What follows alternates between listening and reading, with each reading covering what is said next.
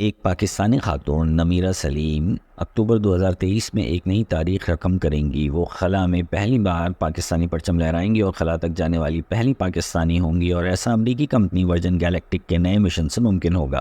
Galactic 4 نامی mission 5 اکتوبر کو امریکہ new Mexico کے اسپیس پورٹ سے روانہ ہوگا۔ دبئی میں مقیم نمیرہ سلیم پہلی پاکستانی خاتون ہیں جو قطب شمالی اور قطب جنوبی میں پاکستانی پرچم کو لہرا چکی ہیں۔ اس مشن میں نمیرہ سلیم سمیت 3 سیاح سفر کریں گے جو کمپنی کے VSS یونٹی اسپیس کرافٹ کے کیبن میں موجود ہوں گے۔ نمیرہ سلیم اس امریکی کمپنی کی خلائی سیاحت کے لیے ٹکٹ خریدنے والے 100 اولین افراد میں شامل ہیں۔ انہوں نے 2006 میں ہی اس سفر کے لیے ٹکٹ بک کرا لی تھی اور اب جا کر انہیں خلا میں جانے کا موقع مل رہا ہے۔ واضح ہے کہ حکومت پاکستان نے 2006 میں نمیرہ سلیم کو پہلی پاکستانی خلا باز قرار دے دیا تھا اور 2011 میں تمغہ امتیاز سے بھی نوازا گیا تھا۔